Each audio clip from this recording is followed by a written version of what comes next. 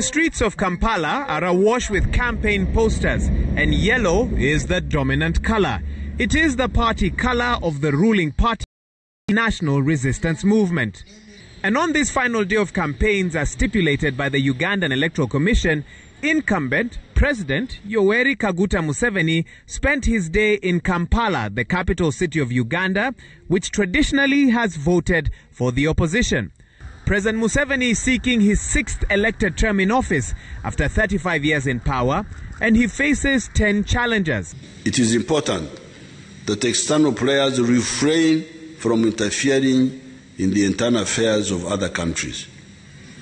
Interfering in the internal affairs of other countries is morally and practically wrong.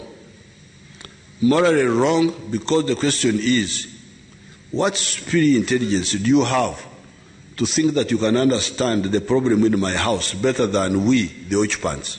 One woman and 9 men are challenging President Yoweri Museveni for the top seat of the country in Thursday's.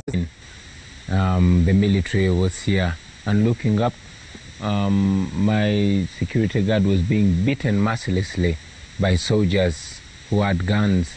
They arrested, they took 2 of my gardeners, and after getting them, they walked away.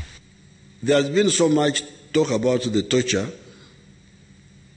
by the security forces of people like Honourables Bobi Wine and Zaki. This talk is in the media, in other non-court fora. Yet, these are matters in the courts of law. The questions in the minds of those who love fairness are the following.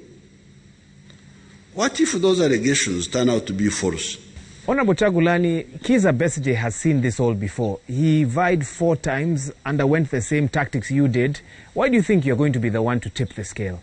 What's different with this time is that this is a generational struggle. This is a fight between the past and the present, between the young and the old. With technology as his greatest tool, Bobby is concerned that an internet shutdown could affect his ability to mobilize youthful voters and guard his votes come election day. The majority of our young people have smartphones, and those smartphones, for us, we look at them as more potent weapons than AK-47s. So we are going to use them. This election cycle, which comes against the backdrop of a global pandemic, is focused on the youth. Both President Museveni and Bobi Wine are fighting for this critical demographic that makes up 41% of all voters in Uganda. In a country where 15% of young people are unemployed, Bobi Wine is promising jobs, while Museveni has been running on delivering more jobs. Ugandans across the country are counting down to Thursday after a grueling election cycle. Wahiga Mwaura, Citizen TV, Kampala, Uganda. Higgs, on that comprehensive report, you mentioned that there's 1 woman and 9 men challenging Yoweri Museveni. Have you heard anything from the Uganda Electoral Commission, and are they ready for the polls on Thursday?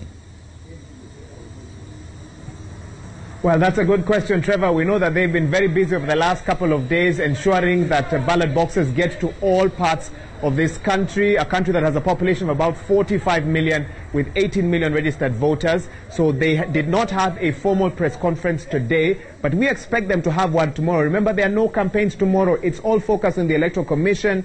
Are they ready for this poll? Are they ready to ensure that Uganda's vote process goes well on Thursday and the counting goes well as well? So we will be keeping our ears close to the Ugandan Electoral Commission, because we're sure they'll have lots of directions to give to the nation on what to expect on Thursday. And also the police and the security forces as well. Many Ugandan citizens and residents keen to see safety as they go and vote and go back home and wait for the results as well. So those are 2 players here that we will be getting their voices for you tomorrow on what Ugandans can expect on Thursday, Trevor.